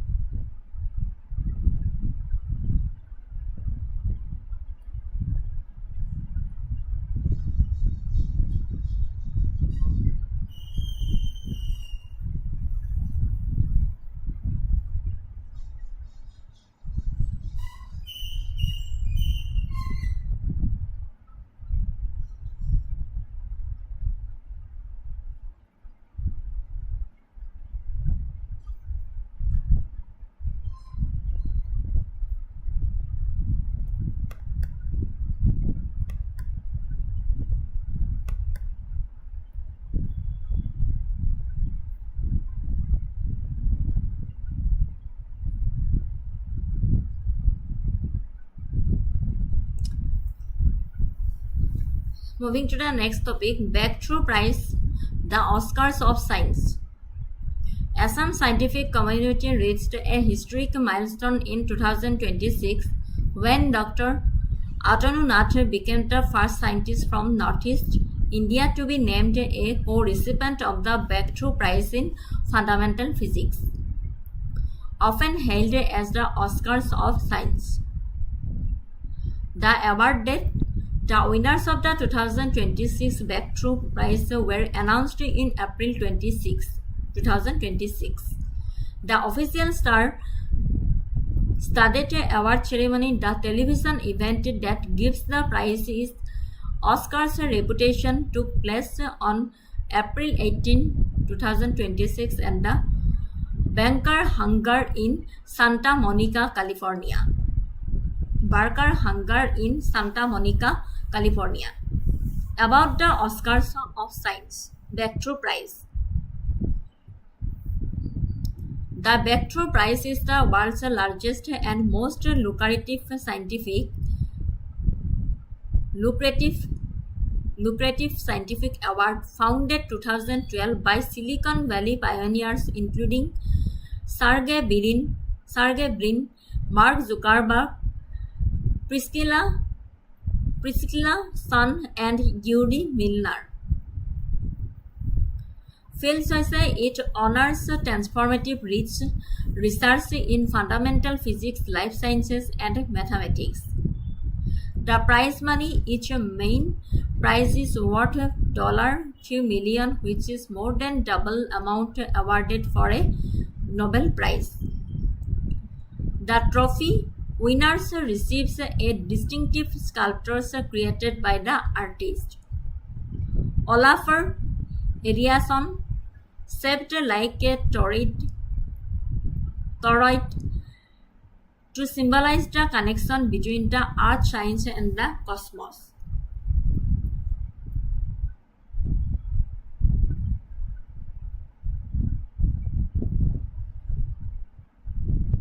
Dr. Atanu Nath's contribution. Dr. Nath, an assistant professor at Tihu College in Nalbari, Assam, shared the 2026 Breakthrough Prize in Fundamental Physics with a global collaboration of 376 scientists for their work on the Muon G2 experiment. The science, his role.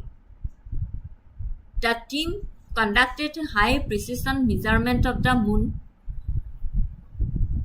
a subatomic particle similar to an electron but much heavier. Their research aimed to find discrepancies in the standard model of physics, potentially revealing entirely new particles or forces in the universe. His role during his postdoctoral tenure in Italy and at Fermilab, USA, Dr. Nath was instrumental in the experiment's laser calibration system, ensuring the extreme accuracy required for these sensitive measurements.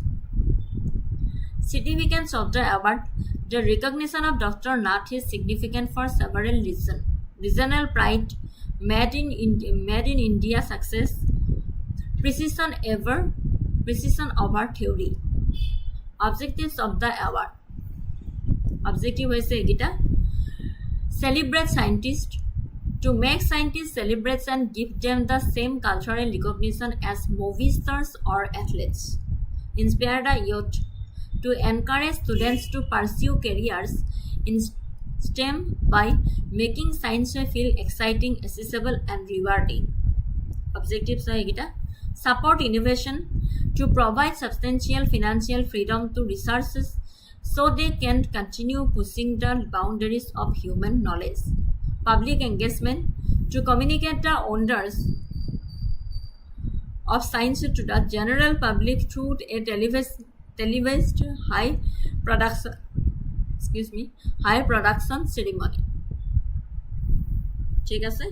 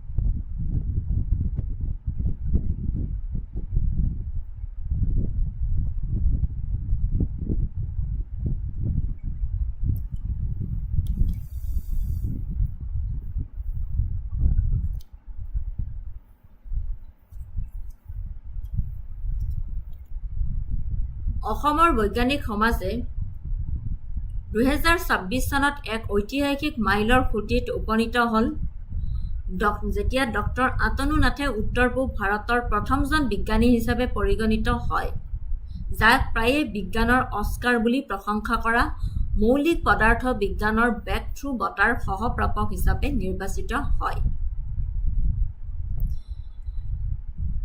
বঁটাৰ তাৰিখ হৈছে 2026 চনৰ back through বঁটাৰ বিজয়ীসকলক 2026 চনৰ এপ্ৰিল মাহত ঘোষণা কৰা হৈছিলে। অফিচিয়েল তাৰকাৰে ভৰা বঁটা অনুষ্ঠান এই বঁটাটোক অস্কাৰ খ্যাতি প্ৰদান কৰা টেলিভিছনত প্ৰচাৰিত অনুষ্ঠান 2026 চনৰ 18 এপ্ৰিলত কেলিফৰ্ণিয়াৰ ছাণ্টা মনিকাত বাৰ্কাৰ হেংগাৰত অনুষ্ঠিত হৈছিলে। বেক থ্ৰু বঁটাটো হৈছে বিশ্বৰ আটাইতকৈ ডাঙৰ আৰু লাভজনক বৈজ্ঞানিক বঁটা, যিটো 2012 চনত Sergey Brin Mark Zuckerberg, Priscilla Chan আৰু ইউৰি মিলানাৰকে ধৰি চিলিকন ভেলীৰ অগ্ৰণী ব্যক্তিসকলে প্ৰতিষ্ঠা কৰিছিল। কোনটো ক্ষেত্ৰত এই বেক থ্ৰু বঁটাটো দিয়া হৈছিল? ই মৌলিক পদাৰ্থ বিজ্ঞান, জীৱন বিজ্ঞান আৰু গণিতত পৰিৱৰ্তনশীল গৱেষণাক সন্মান জনায়। মূল পুৰস্কাৰৰ মূল্য $30 লাখ, যিটো অধিক নোবেল বঁটাৰ বাবে আগবঢ়োৱা ধনৰ দুগুণতকৈও অধিক হয়। এতিয়া ডক্টৰ আতনু নাথৰ অৱদান। অসমৰ নলবাৰী টিহু মহাবিদ্যালয়ৰ সহকাৰী অধ্যাপক ডক্টৰ নাথে মুন G2 পৰীক্ষা কামৰ বাবে 376 গৰাকী বিজ্ঞানীৰ বিশ্বব্যাপী সহযোগিতাৰে 2026 চনত মৌলিক পদাৰ্থ বিজ্ঞানৰ বেক থ্ৰু বঁটা ভাগ বতৰা কৰে। দলটোৱে ইলেক্ট্ৰনৰ দৰে কিন্তু বহুত গধুৰ উপপৰমাণু কণিকাৰ মিউনৰ উচ্চ নিখুঁত জোখমাখ কৰিছিল। তেওঁলোকৰ গৱেষণাৰ লক্ষ্য আছিল পদাৰ্থ বিজ্ঞানৰ মানক আৰ্হিত অমিল বিচাৰি উলিওৱা, যাৰ ফলত সম্ভাৱনাময়ভাৱে বিশ্ব ব্ৰহ্মাণ্ডত সম্পূৰ্ণ নতুন কণা বা বল উন্মোচিত হৈছিল। তেওঁৰ ভূমিকা আছিলে ইটালী আৰু ফাৰ্মেলেব আমেৰিকাত ডক্টৰেট ডিগ্ৰীৰ পিছৰ সময়ছোৱাত ডক্টৰ নাথে পৰীক্ষাটোৰ লেজাৰ মানাংকন ব্যৱস্থাত সহায়ক হৈছিল। এই সংবেদনশীল জোখমাখৰ বাবে প্ৰয়োজনীয় চৰম সঠিকতা নিশ্চিত কৰিছিল। ঠিক আছে।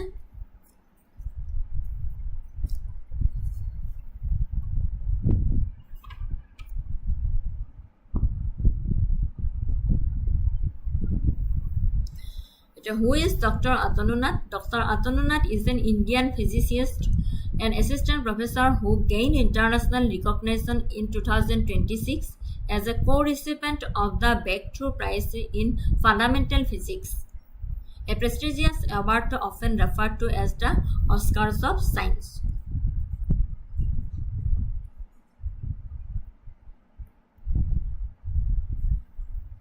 He is currently an assistant professor of physics at Tihu College in the Nalbari district of Assam. His achievement is historic as he is the first scientist from the northeast India to receive this honor. ঠিক আছে। যোৱাকালিৰ পেপাৰখন সানডেৰ পেপাৰখন পঢ়িছিলে নে? সেই back through বঁটাটোৰ বিষয়ে লিখিছিলে। পঢ়িবচোন যোৱাকালি সানডেৰ পেপাৰখন আসাম ট্ৰিবিউনৰ।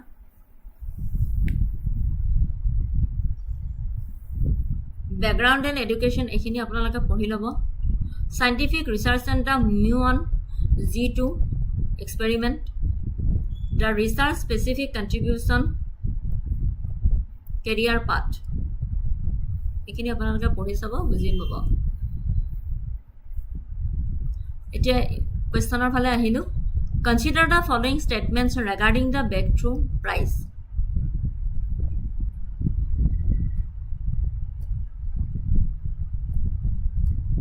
কেমেৰাটো কিবা এটা ডিফেক্টিভ হ'ল, চফেচটো দেখিবলৈ পোৱা নাই। Consider the following statements regarding the Breakthrough Prize. It is often referred to as the Oscars of Science and was founded by Silicon Valley pioneers. The price statement the price money for a main breakthrough prize is significantly higher than that of a Nobel Prize. Statement 3 the award is strictly limited to the fields of fundamental physics and mathematics. Which of the statements given above is oblique are correct?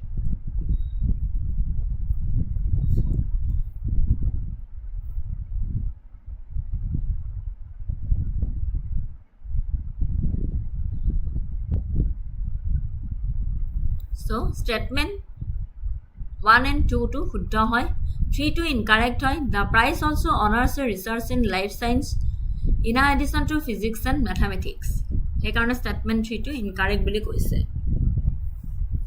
আৰু এটা question আনিছিলো with reference to the Dr. Atanu Nath consider the following statements. He is the first scientist from Northeast India to be a co-recipient of the Breakthrough Prize in Fundamental Physics.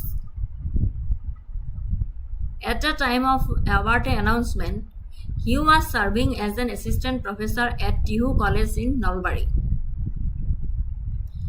Statement 3 he was the only Indian scientist involved in the global collaboration that won the prize in 2026. Which of the statements given above is oblique are correct? Statement 1 to শুদ্ধ হয় নে 1 and 2 নে 2 and 3 নে 1 2 3 গোটেইকেইটা statement শুদ্ধ হয়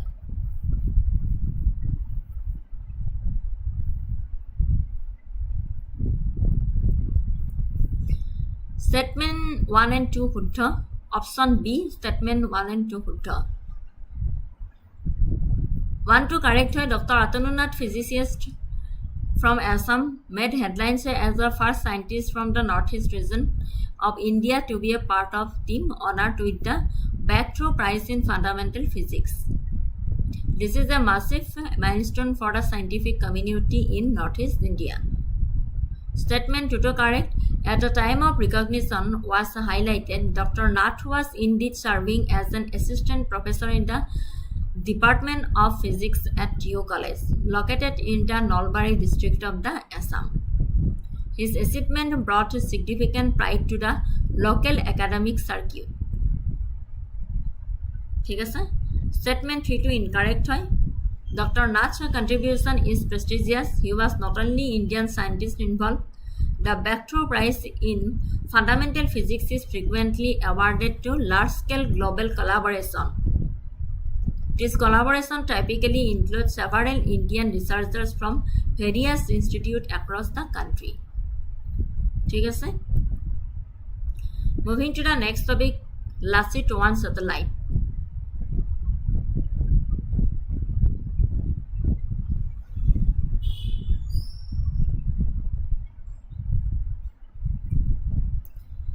Lassit 1 is a historic milestone for Northeast India, serving as the first satellite developed by students and faculty from the region.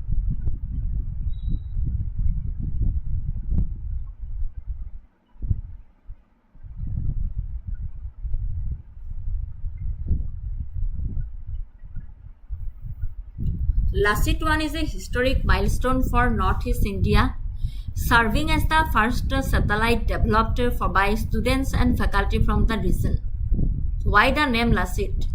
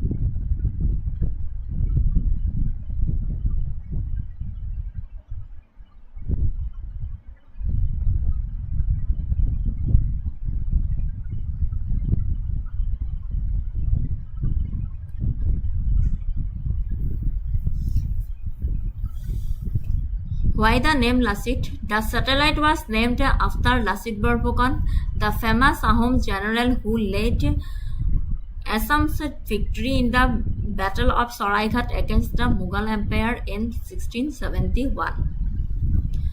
The name symbolizes courage, innovation, and Assamese pride.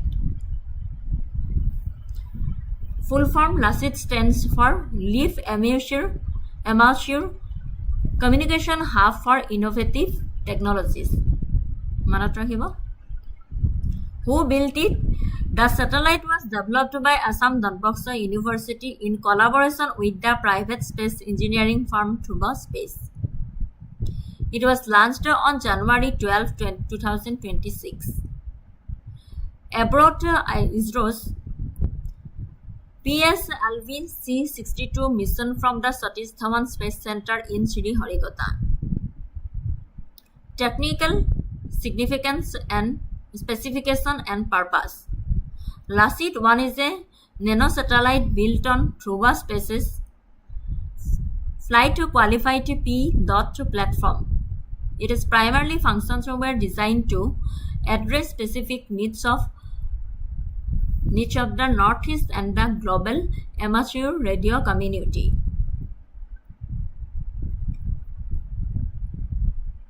Communication, environmental monitoring, amateur radio.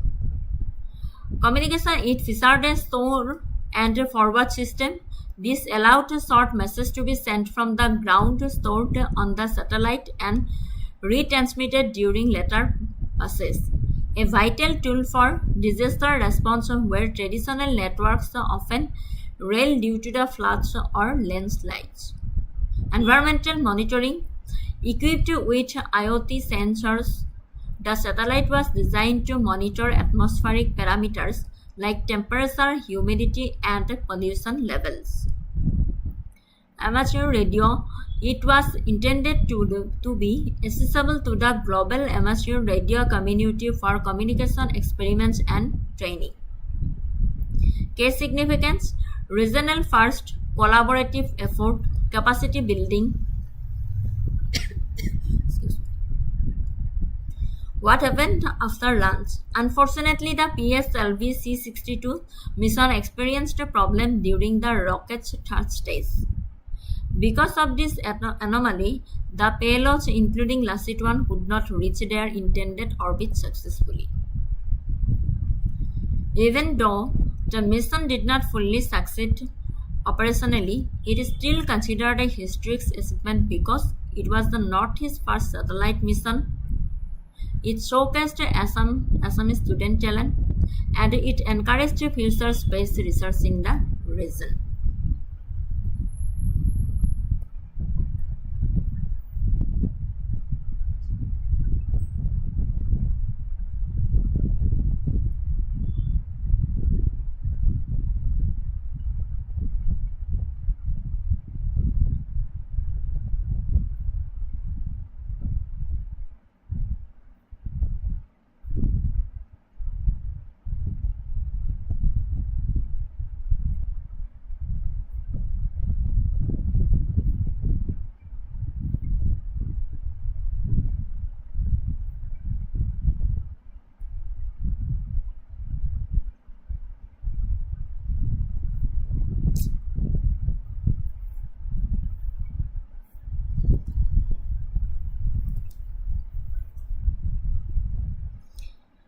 বিশেষভাৱে অসম বিজ্ঞান প্ৰযুক্তি আৰু পৰিৱেশ পৰিষদে আৰম্ভ কৰা প্ৰথমটো উপগ্ৰহ প্ৰকল্পক প্ৰতিনিধিত্ব কৰি ভাৰতৰ আঞ্চলিক মহাকাশ প্ৰচেষ্টাৰ এক উল্লেখযোগ্য মাইলৰ খুঁটি হৈছে লাচিত 1।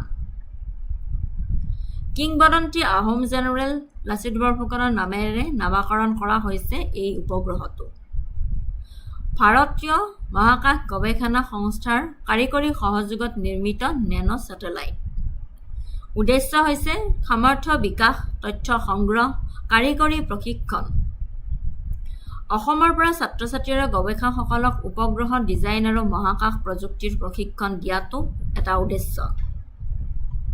মূলতঃ ব্ৰহ্মপুত্ৰ নদীৰ অৱবাহিকা আৰু বনাঞ্চলৰ আৱৰণকে ধৰি অঞ্চলটোৰ অন্যান্য ভূগোল নিৰীক্ষণ কৰাত মনোনিৱেশ কৰা হৈছিল এইটো এটা উদ্দেশ্য ই নিম্ন পৃথিৱী কক্ষপথত থলুৱা সেন্সৰ আৰু যোগাযোগ ব্যৱস্থাৰ বৈধতা প্ৰদানৰ বাবে প্ৰযুক্তি প্ৰদৰ্শক হিচাপে কাম কৰে এইটো এটা উদ্দেশ্য এই প্ৰকল্পই ভাৰতত মহাকাশ প্ৰযুক্তিৰ বিকেন্দ্ৰীকৰণৰ প্ৰতীক উচ্চতাৰ তথ্যৰ জৰিয়তে স্থানীয় পৰিৱেশ আৰু কৃষি প্ৰত্যাহ্বানসমূহৰ সৈতে মোকাবিলা কৰিবলৈ ৰাজ্যসমূহক শক্তিশালী কৰি তোলে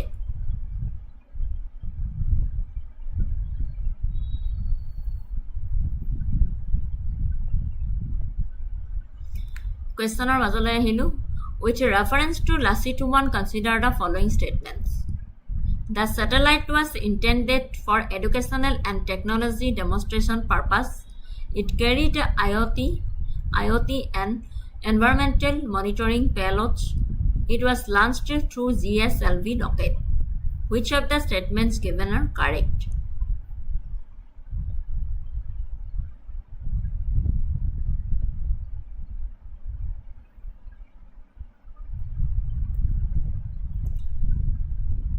Option A, statement 1 and 2, Huddha. Statement 1 is correct. Lassit 1 was primarily an educational and experimental satellite. Statement 2 is correct. It included IoT and environmental monitoring systems. Statement 3 is incorrect. It was launched by PSLV C62, not GSLV.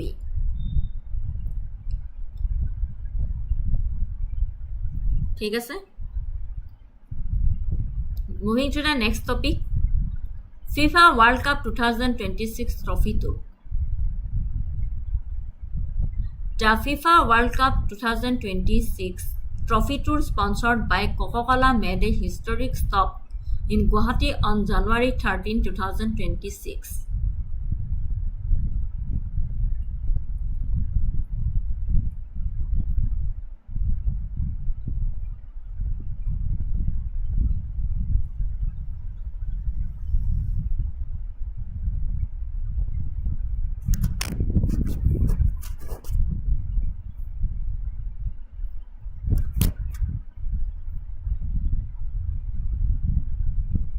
Introduction The FIFA World Cup Trophy Tour is a global event that brings the original solid gold trophy to fans across the world. In the lead up to the 2026 FIFA World Cup, the trophy visited only two Indian cities, New Delhi and Guwahati. The Guwahati leg was designed to celebrate the passionate football culture of the Northeast and build anticipation for the expanded 48-team tournament. Key points of the Guwahati visit date January 13, 2026 Venue SCA Stadium, Barsapara Special guest the trophy was unveiled by Assam Chief Minister Himanta Biswa Sharma and FIFA legend Gilberto Silva. Attendance over 10,000 fans gathered to catch a glimpse of the trophy. Objectives: fan engagement, promoting football, global connection, and sustainability. Significance: historical first, cultural integration, recognition talent,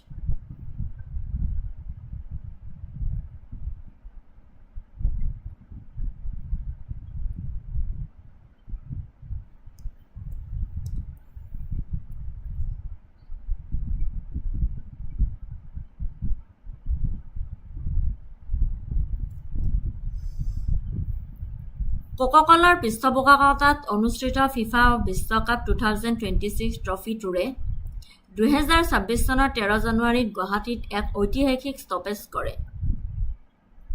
এই অনুষ্ঠানটোৱে এক উল্লেখযোগ্য মাইলৰ খুঁটি হিচাপে পৰিগণিত হয় কাৰণ মূল ফিফা বিশ্বকাপ ট্ৰফিয়ে প্ৰথমবাৰৰ বাবে উত্তৰ-পূব ভাৰত ভ্ৰমণ কৰিছিল। ফিফা বিশ্বকাপ ট্ৰফি ভ্ৰমণৰ জৰিয়তে সমগ্ৰ বিশ্বৰ অনুৰাগীসকলৰ মাজলৈ মূল কঠিন সোণৰ ট্ৰফি কঢ়িয়াই অনা হৈছে। এক বিশ্বব্যাপী অনুষ্ঠান 2026 চনৰ ফিফা বিশ্বকাপ কানাডা মেক্সিকো আৰু আমেৰিকাই আয়োজন কৰাৰ পূৰ্বে এই ট্ৰফিয়ে ভাৰতৰ দুখন চহৰহে ভ্ৰমণ কৰিছিল নতুন দিল্লী আৰু গুৱাহাটী উত্তৰ পূৰ্বাঞ্চলৰ আৱেগিক ফুটবল সাংস্কৃতিক উদযাপন কৰাৰ লগতে 48টা দলৰ সম্প্ৰসাৰিত প্ৰতিযোগিতাখনৰ বাবে প্ৰত্যাশা গঢ়ি তোলাৰ উদ্দেশ্যে গুৱাহাটী লেকখন ৰচনা কৰা হৈছিল গুৱাহাটী ভ্ৰমণৰ মূল কথাসমূহ অলৰেডি ইংলিছত কৈছিলোঁ 13 জানুৱাৰী 2026 এছিয়া ষ্টেডিয়াম বাৰছাপাৰা গুৱাহাটী স্থান উদ্দেশ্য হৈছিল অনুৰাগীৰ সংযোগ ফুটবলৰ প্ৰসাৰ আৰু গ্লোবেল কানেকশ্যন ভাৰতৰ ফুটবলৰ শক্তিঘৰ বুলি জনাজাত অঞ্চলৰ যুৱক যুৱতীসকলক অনুপ্ৰাণিত কৰাটো এটা উদ্দেশ্য আছিল এই ট্ৰফিটোৰ আৰু গ্লোবেল কানেকশ্যন ইতিহাসৰ আটাইতকৈ উল্লেখযোগ্য বিশ্বকাপৰ আগত অসমৰ স্থানীয় জনগোষ্ঠীসমূহক বিশ্ব ফুটবলৰ পৰিৱেশৰ সৈতে সংযোগ কৰা বহন ক্ষমতা কোকা-কোলাৰ ময়দান চাফ পদক্ষেপৰ জৰিয়তে এই ভ্ৰমণে স্থানত আৱৰ্জনা ব্যৱস্থাপনা আৰু পুনৰ ব্যৱহাৰৰ ওপৰত গুৰুত্ব আৰোপ কৰিছিল ঠিক আছে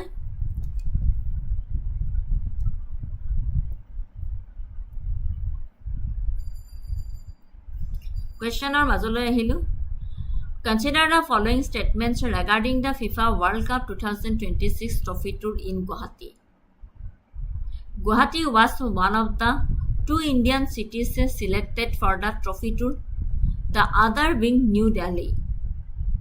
The event was held at the Indira Gandhi Athletic Stadium.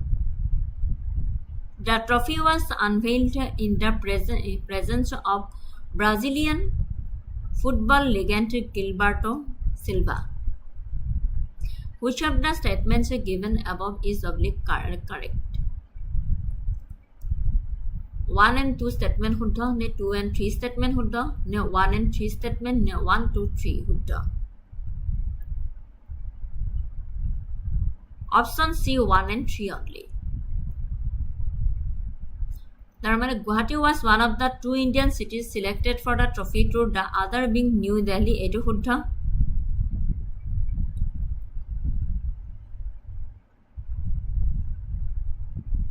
The trophy was unveiled in the presence of Brazilian football legend Gilberto Silva. এইটো শুদ্ধ The event second to incorrect হয় Indira Gandhi Athletic Stadium নহয় বাৰছাপাৰা Assam cricket ষ্টেডিয়ামখন হয়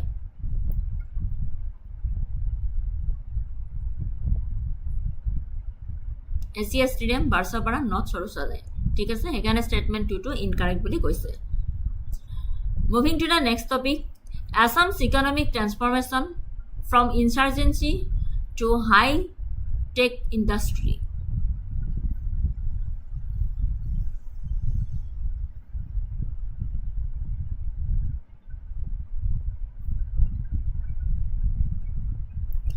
Assam Chief Minister Himanta Biswa Sarma made a historic appearance at the World Economic Forum in Davos in January 2026. This marked the first time the state of Assam sent a dedicated delegation to the global platform, signaling its intent to shift from a regional player to a global investment destination. 2026 চনৰ জানুৱাৰী মাহত ডাভোছত অনুষ্ঠিত বিশ্ব অৰ্থনৈতিক মঞ্চ অসমৰ মুখ্যমন্ত্ৰী হিমন্ত বিশ্ব শৰ্মাই ঐতিহাসিক ৰূপ ধাৰণ কৰিছিল এই বিশ্বব্যাপী মঞ্চলৈ অসম ৰাজ্যই প্ৰথমবাৰৰ বাবে এক নিষ্ঠাবান প্ৰতিনিধি দল প্ৰেৰণ কৰি আঞ্চলিক খেলুৱৈৰ পৰা বিশ্বব্যাপী বিনিয়োগৰ গন্তব্যস্থানলৈ স্থানান্তৰিত হোৱাৰ উদ্দেশ্যৰে ইংগিত দিছিল আটাইতকৈ দ্ৰুতগতিত বৃদ্ধি পোৱা অৰ্থনীতি পিচ ডক্টৰ শৰ্মাই কৈছিল যে অসম আনুষ্ঠানিকভাৱে ভাৰতৰ অন্যতম দ্ৰুতগতিত বৃদ্ধি পোৱা ৰাজ্যত পৰিণত হৈছে ৰিজাৰ্ভ বেংকৰ তথ্যৰ উদ্ধৃতি দি তেওঁ প্ৰায় 13% বৃদ্ধিৰ হাৰ লক্ষ্য কৰি ৰাজ্যখনক উত্তৰ পূবৰ ভিতৰত অৰ্থনৈতিক শক্তিৰ স্থান হিচাপে যে বিশ্বব্যাপী বিনিয়োগকাৰীসকললৈ তেওঁৰ বাৰ্তা স্পষ্ট আছিল, যদি আপুনি ভাৰতলৈ চাইছে তেন্তে পৰম্পৰাগত ঔদ্যোগিক কেন্দ্ৰৰ বাহিৰলৈ নতুন অসমলৈকে চাওক। ছেকেণ্ড পইণ্টটো হৈছে semiconductor hub and high tech shift, অৰ্ধপৰিবাহী হাব আৰু হাইটেক শ্বিফ্ট। ইয়াৰ ভিতৰত উল্লেখযোগ্য কথা আছিলে পৰিবাহী উদ্যোগ। টাটা গ্ৰুপ বিনিয়োগ অসমত টাটা গ্ৰুপৰ বৃহৎ অৰ্ধপৰিবাহী সুবিধাৰ আঁৰৰ কৌশলগত গ্ৰেণ্ড ডিজাইনৰ বিষয়ে শৰ্মাই বিতংভাৱে উল্লেখ কৰিছিল। অৰ্থনৈতিক বিৱৰ্তন, তেওঁ লিগেচি অৰ্থনীতি চাহ আৰু তেলৰ পৰা AI সেউজ শক্তি আৰু আপুৰুগীয়া পৃথিৱীৰ সামগ্ৰীৰ সৈতে জড়িত উচ্চ প্ৰযুক্তিৰ ভৱিষ্যতলৈ পৰিৱৰ্তনৰ ওপৰত গুৰুত্ব আৰোপ কৰিছিল। বুজিব পাৰিছে? The gateway to South East Asia. Act east পলিচিৰ লাভ উঠাই ডক্টৰ হিমন্ত বিশ্ব শৰ্মাই অসমক ভাৰত আৰু আছিয়ান বজাৰৰ মাজত প্ৰাকৃতিক লজিষ্টিক আৰু বাণিজ্যিক সেতু হিচাপে থিয় কৰাইছিল। তেওঁ যুক্তি দিছিলে যে অসমৰ অন্যান্য ভূগোলে দক্ষিণ পূব এছিয়াৰ গ্ৰাহক বজাৰত টেপ কৰিব বিচৰা কোম্পানীসমূহৰ বাবে ইয়াক আদৰ্শ ভিত্তি হিচাপে গঢ়ি তুলিছে। ইজ অফ ডুইং বিজনেছ, ব্যৱসায় কৰাত সহজতা। সন্দেহবাদী আন্তঃৰাষ্ট্ৰীয় বিনিয়োগকাৰীক আকৰ্ষণ কৰিবলৈ ডক্টৰ হিমন্ত বিশ্ব শৰ্মাই ব্যৱসায়ীসকলৰ বাবে ৰাজকীয় ব্যৱহাৰৰ প্ৰতিশ্ৰুতি দিছিলে। দ্ৰুত নিয়ন্ত্ৰণমূলক ক্লিয়াৰেন্স, তেওঁ আলোকপাত কৰিছিলে যে দ্ৰুত নিয়ন্ত্ৰণমূলক ক্লিয়াৰেন্স এক সুস্থিৰ ৰাজনৈতিক পৰিৱেশ, ৰাষ্ট্ৰৰ ঐতিহাসিক বিদ্ৰোহৰ ইতিহাসৰ পৰা আখ্যানটোক আঁতৰাই পেলোৱা, বৃহৎ পৰিসৰৰ প্ৰকল্পৰ বাবে ৰাজ্যিক নেতৃত্বৰ পোনপটীয়া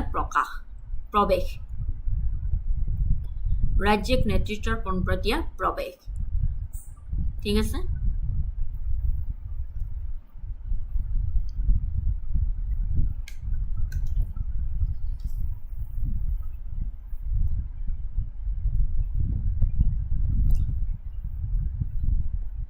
With a reference to Chief Minister Himanta Biswa Sharma's visit to World Economic Forum 2026 in Davos, consider the following statements. This visit marked the first time the state of Assam sent a dedicated delegation to the global platform in Davos. The Chief Minister cited RBI data to highlight that Assam's growth rate is approximately 13%.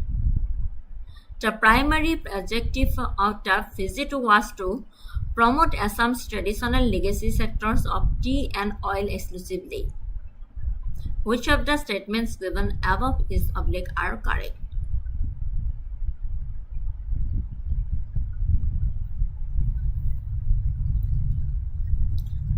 Option A 1, statement 1 and 2, Hutta. Statement 1 and 2 are correct. Statement 3 is incorrect because the Chief Minister emphasized a transition away from a legacy-only economy toward high-tech sectors like semiconductors, artificial intelligence, and green energy. ঠিক আছে?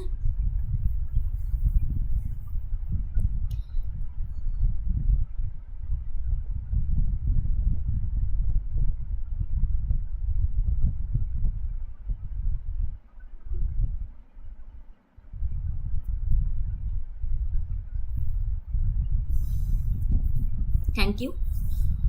আজিলৈ ইমানখিনিয়ে cover কৰিছিলোঁ current affairs.